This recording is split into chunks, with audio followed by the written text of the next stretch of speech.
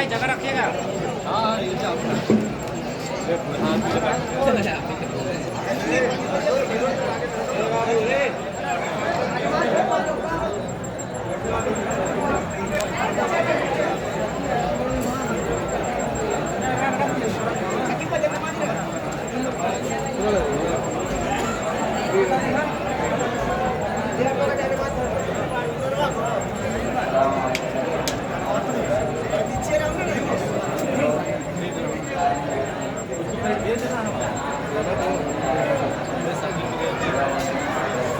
साजिद भाई लो इसी में लो तो छोटा हो गया पहुँच गए कहाँ साजिद भाई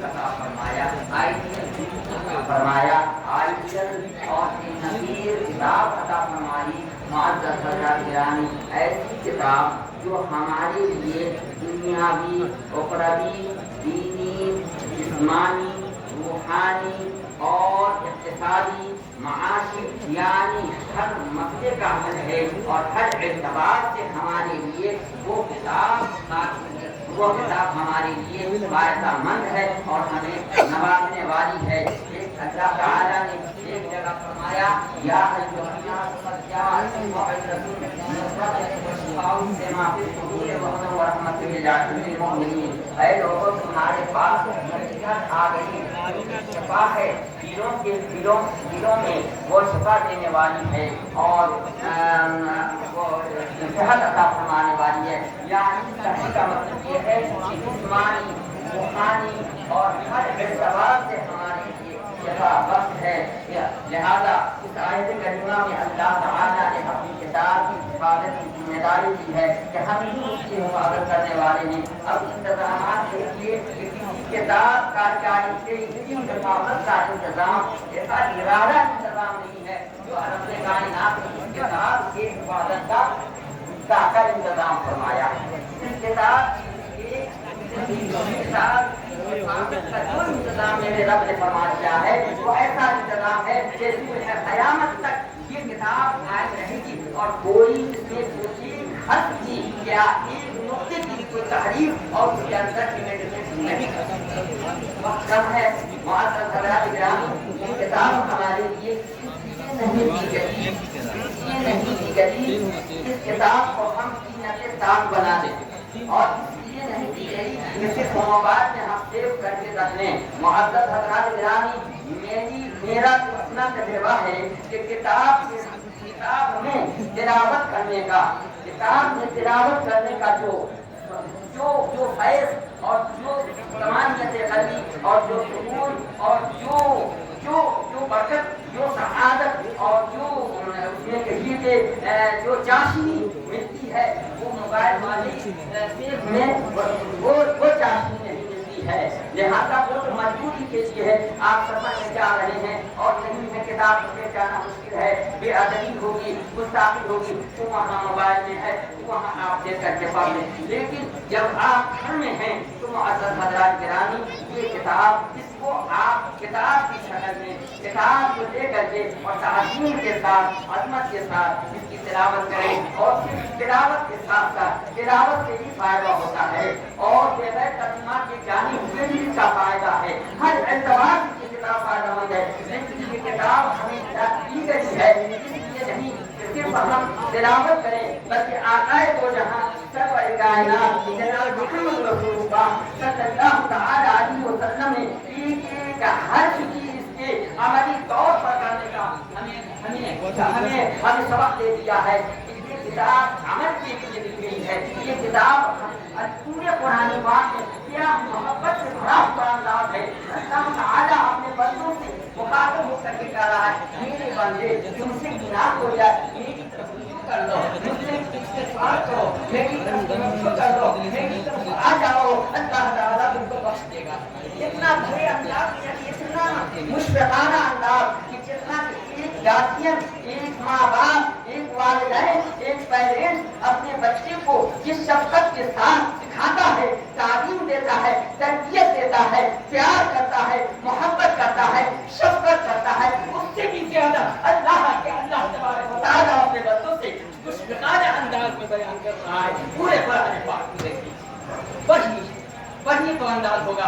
फरमाया जा रहा है, कहीं कहा जा रहा है, या अय्युहल्लज़ीना आमनू इज़ा कुंतुम, ऐ मेरे बंदो, ऐ ईमान वालों, जब तुम नमाज का इरादा करो, हाथ को धो लो, मुंह को धो लो, पाँव को धो लो, सर का मसाह कर लो, यानी पूरे तौर पर दाहिनी सफाई भी कर लो। और जब मेरी नमाज इबादत के लिए जाओ तो तुम ऐसा समझो कि मैं तुम्हें देख रहा हूँ और तुम मुझे देख रहे हो।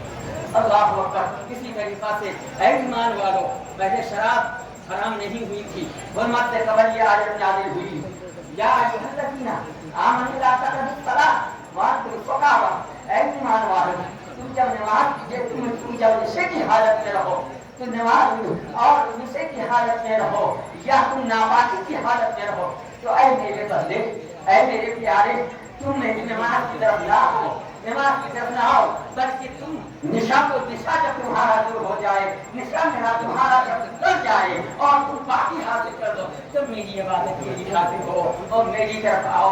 ऐ ईमान वालों, तुम ये करो, वो कल्याण पूरे कुरान पाक में अहकामात भरे हुए हैं और मुशफ़िक़ाना और प्यार और मोहब्बत के अंदाज में अल्लाह ताला ने अपने बंदों को मुखातिब होकर फरमाया है, मेरे बंदों ये कर लो, अगर तुमसे वमन यामल सुअन और यज़लिम नफ्सहु सुम्मा यस्तग़फिरुल्लाह यजदिल्लाह गफूरर रहीमा, अगर कोई बुरा काम कर ले या फिर अपने आप पर जुल्म कर दे, यानी अपने को मेरे अज़ाब में पहुंचा दे, तो फिर वो फौरन इस्तिग़फ़ार करे और मुझसे माफ़ी मांगे तो अल्लाह ताला जरूर माफ़ कर देगा और अल्लाह ताला को वो मग़फ़िरत करने वाला, रहम करने वाला पाएगा। पूरे कुरान पाक में इंतहाई महबूबाना अंदाज में, प्यार के अंदाज में, शफ़क़त के अंदाज में, शफ़क़त के अंदाज में अल्लाह ताला ने हमें अहकामात बयान किए। मुअज़्ज़ज़ हज़रात गिरामी, वो लोग जब ये किताब नाज़िल हुई, कुछ लोग अपने कानों में रूई रख लेते थे, बंद कर लेते थे, अल्लाह की किताब को, अल्लाह के कलमात को, अल्लाह के पाक कलाम को सुनने से भागते थे, बेराग करते थे, मुँह फेरते थे تھے اور طرح طرح کی بولیاں بولتے تھے. اللہ تعالیٰ نے کہا اس دن آج تم منہ پھیر رہے ہو میری کتاب سے. وَيَوْمَ يَعَضُّ الظَّالِمُ عَلَىٰ يَدَيْهِ يَقُولُ يَا لَيْتَنِي اتَّخَذْتُ مَعَ الرَّسُولِ سَبِيلًا. یعنی جو لوگ منہ پھیر رہے ہیں, منہ کٹان کر رہے ہیں, اس دن اپنے ہاتھوں کو کاٹ کر کے کھائیں گے اور کہیں گے کہ کاش ہم رسول کا راستہ اختیار کر لیتے, رسول کے ساتھ راستہ اختیار کر لیتے. معذرت حضرات گرامی, اور اس دن رسول بھی فرمائیں گے وقال الرسول یا رب ان قوم اتخذوا هذا القرآن مهجورا.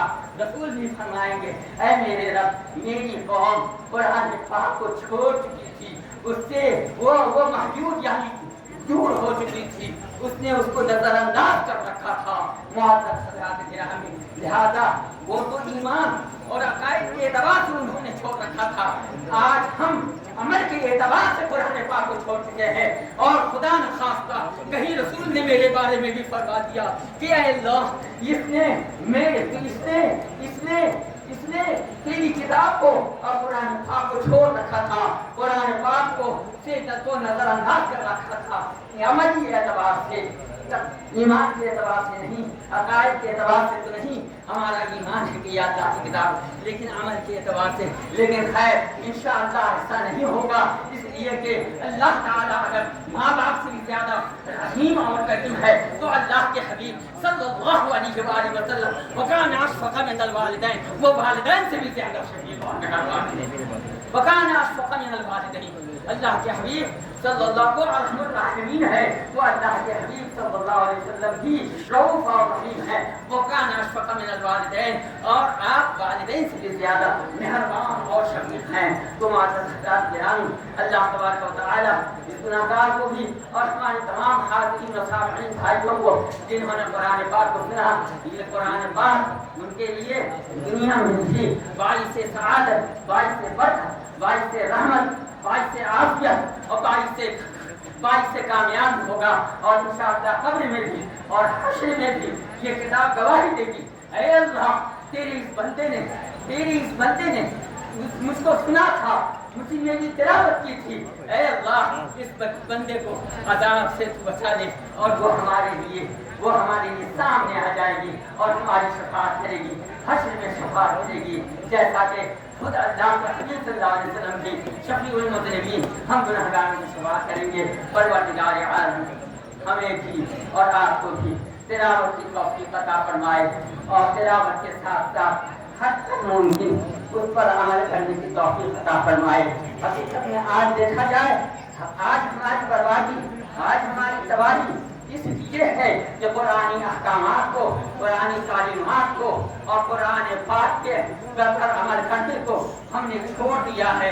اسی لیے ایک شاعر نے کہا ہے, کیا کہا ہے کہ وہ ایک غالباً شاعر مشرق علامہ اقبال کا شعر ہے کہ کیا ہے قرآن بہرحال معذر حضرات آج ہم خاص ہوئے طالب قرآن, وہ معذرت کے جہاں میں عامل قرآن ہو کر, وہ معذرت کے جہاں میں عامل قرآن ہو کر آج ہم خاص ہوئے طالب قرآن ہو کر. معذر حضرات گرامی, پروردگار عالم وقت نہیں ہے, اتنا بھی میں نے کہہ دیا.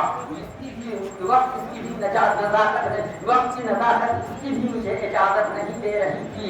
بہرحال پروردگار عالم اس کتاب کو ہمارے لیے بھی اور ہمارے تمام بھائیوں, حاضرین, سامعین جنہوں نے اللہ کی کتاب کو سورہ الحمد سے لے کر سورہ ناس تک پڑھا ہے اور سنا ہے انہوں نے, ان تمام کے لیے اس کتاب کو دنیا میں بھی سعادت, عافیت, راحت اور بہتری کا ذریعہ بنا دے, اور قبر میں بھی یہ ہمارے لیے مونس ہو جائے اور حشر میں بھی ہمارے لیے شفیع ہو جائے. اللہ تبارک و تعالی ہمیں اور آپ کو توفیق دے کہ ہم اور آپ روزانہ کم سے کم ایک آیت, ایک رکوع, ایک پارہ, نصف پارہ, جتنا بھی ہو سکے تلاوت کرتے رہیں, اس لیے کہ ہمیشہ تلاوت رہے اس کی جاری. کلام خدا ہے, کہانی نہیں ہے. اگر آپ نہیں کچھ بھی جان کر کے آپ تلاوت کریں گے تو اس کے جو اثرات ہیں وہ آپ پر مرتب ہوں گے اور اس کا فائدہ آپ کو حاصل ہوگا. ڈاکٹر آپ کے مرض کو دیکھ کر, آپ کے جسم کو دیکھ دوا کے اندر کیا کمپوزیشن ہے، کن کن چیزوں سے مرکب ہے، کن کن مفردات سے بنا ہوا ہے، لیکن آپ کھاتے ہیں تو فائدہ ہوتا ہے۔ لہذا قرآن پاک کا اعجاز تو یہ ہے کہ وہ اپنے تلاوت کرنے والے کو بھی فائدہ پہنچاتا ہے، ترجمے کے ساتھ پڑھنے والے کو بھی فائدہ پہنچاتا ہے، اور عمل کرنے والے کا تو خیر کرنا ہی نہیں ہے، تو ان کی کیا مقبولیت ہے۔ بہرحال میرے بھائیوں، پروردگار عالم اس کی تلاوت کی ہمیں توفیق دے اور ساتھ ساتھ عمل کرنے کی توفیق دے، اور جن لوگوں نے بھی سنا ہے ان کے لیے ان کے جسمانی، روحانی اور ہر طرح سے ان کے لیے وہ فائدے کا سبب بن جائے اور شفا بن جائے۔ ہم نے ہی ذکر کو نازل کیا ہے اور اس کی ہم حفاظت کرنے والے ہیں، لہذا اس کتاب کو کوئی تعریف کر سکے گا نہ کوئی یہ کر سکے گا۔ اللہ تعالی ہمیں قرآن پاک میں کئی اعجاز ہیں، وقت نہیں ہے کہ ان اعجازات کو ہم پیش کر سکیں۔ معزز حضرات گرامی، پروردگار عالم بس توفیق دے اور آپ کے حافظ صاحب کو بھی توفیق دے کہ یہ یاد کرتے رہیں، یہ یاد رکھیں اور یہ آپ کے یہاں سناتے رہیں، اگر یہاں نہیں تو جہاں رہیں وہیں سناتے رہیں۔ ایک حدیث پاک ہے جس کا مفہوم یہ ہے، اللہ کے حبیب سید عالم نور مجسم جناب محمد رسول اللہ صلی اللہ علیہ وآلہ وسلم نے فرمایا کہ تم خیرکم من تعلم القرآن وعلمہ، تم میں سے بہتر وہ شخص ہے جس نے قرآن پاک کو سیکھا اور دوسروں کو سکھایا۔ دوسری جگہ آپ نے یہ بھی فرمایا کہ بہترین ذکر قرآن پاک ہے۔ پھر آپ صلی اللہ علیہ وسلم نے فرمایا کہ جس نے قرآن پاک کو پڑھا، تلاوت کی اور اس کو یاد کیا، فاستظہرہ، یعنی اس کو یاد کیا اور اس کے حرام کو حرام جانا اور اس کے حلال کو حلال جانا، یعنی اس پر عمل بھی کیا، تو اللہ تعالی اس کو جنت میں داخل کرے گا اور اس کے خاندان کے 10 لوگوں کی شفاعت قبول فرمائے گا جس پر جہنم واجب ہو چکی ہوگی۔ یہ سب ہے قرآن پاک کے فوائد اور قرآن پاک کی فضیلتیں اور سعادتیں۔ اللہ تعالی ہمیں اور آپ کو توفیق عطا فرمائے۔ معزز حضرات گرامی، اور دعا ہے کہ یہ ہمیشہ یہ سلسلہ جاری رہے اور منتظمین کو اللہ تعالی یا جتنے بھی لوگ ہیں سب لوگوں کو دین، دنیا، آخرت اور ہر طرح کی بھلائیوں سے نوازے۔ وآخر دعوانا ان الحمد للہ رب العالمین وما علینا الا البلاغ۔ سبحانک وبحمدک اشہد ان لا الہ الا انت استغفرک واتوب الیک۔